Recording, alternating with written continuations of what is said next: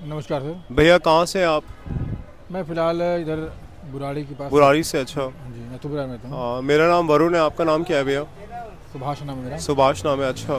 तो मैं आपसे ऐसे ही चलते फिरते मैं जा रहा था यहाँ घंटाघर से, तो मैंने आपको देखा। मैंने कहा बहुत इतना भीड़ भड़का हुआ है, इतनी इतनी भीड़ में मेरे दिल में ये सवाल उठा कि आपसे बात करूं और आपसे सवाल पूछूं कि आप अपनी जो ज़िंदगी है, आपको आई अंडरस्टैंड कि दुनिया आप देख नहीं पाते जिस तरीके से हम नॉर्मल लोग पाते हैं ज़िंदगी को। तो आप अपनी ज़िंदगी को कैसे नेविगेट करते हैं इतनी भीड़ भड़के वाले इलाके में? आप अपनी कैसे ज़िंदगी को नेविगेट कर रहे हैं और कितने सालों से ये आप ये कर रहे हैं? देखिए सर, ये मेरी जो आँखों की प्रॉब्लम है, ये तो बाय बर्थ है। अच्छा। और डॉक्टर से काफ़ी इलाज कराया मैंने, यहाँ तक कि सफदरजंग हॉस्पिटल में मेरा 2 बार ऑपरेशन भी हो चुका। लेकिन डॉक्टर्स ने जवाब दे दिया, क्योंकि जो अंदर का जो रेटिना होता है वो सूख चुका है। तो उन्होंने कहा कि अब किसी भी हालत में आँखों की रोशनी नहीं आ सकती, चाहे आप दूसरी आँख भी लगा कर देख लें, लेकिन रोशनी नहीं आ सकती। तो फिर मैंने आर के पुरम NAB यानी national association for the blind, R K Puram sector 5 में, वहाँ से मैंने पढ़ाई की। और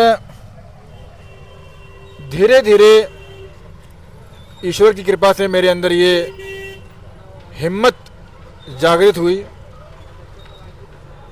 कि कभी भी फिजिकली प्रॉब्लम को लेकर हमें चुपचाप नहीं बैठना चाहिए। समस्या उतनी भारी नहीं जितने बुलंद हमारे हौसले हैं। अगर इरादे बुलंद हों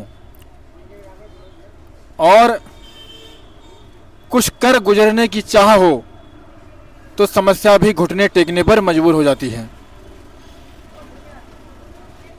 कहते हैं रोते वो लोग हैं जो अपने आप अपने सिचुएशन के आगे घुटने टेक देते हैं।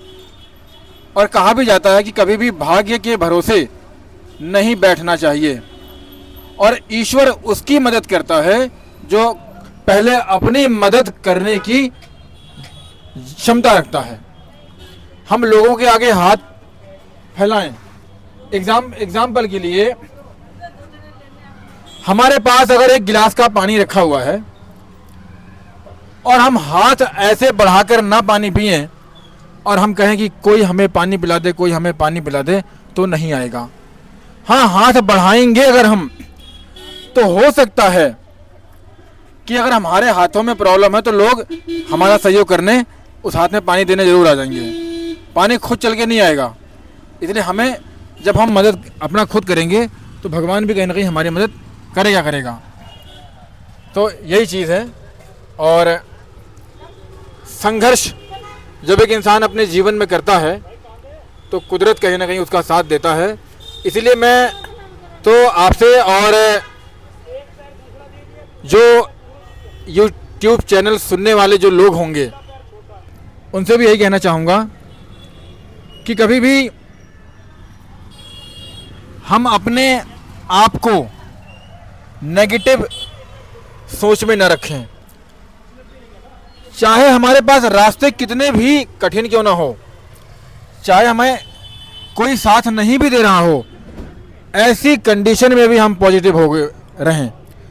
कहते हैं कि मरते समय तक चाहे सिचुएशन कितनी भी खराब क्यों ना हो, लेकिन हमें हमेशा मुस्कुराहट और पॉजिटिव विचारों के साथ हमें रहना चाहिए। फिर क्या होता है, फिर कभी दुख हमें छू नहीं सकता।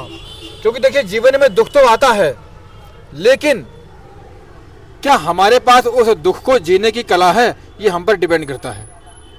अगर हमारे पास दुखों को जीने की कला नहीं है तो फिर तो जिंदगी भर हम रोते रहेंगे और यूं ही हम आंसू बहाते बहाते अपनी ज़िंदगी बिता देंगे। लेकिन अगर हमारे पास दुखों को सुखों में बदलने की कला है, यानी दुख तो आएंगे लेकिन अगर हम उसमें हंसकर अपने आप को गुजार सकते हैं तो फिर हमें वो विकट परिस्थितियां जो हमारे ऊपर जो बड़े कंडीशन आएंगी, बहुत सिचुएशन आएंगी, वो हमारा कुछ बिगाड़ नहीं सकती। जो आपने बातें बताई बहुत दिल को छू गई।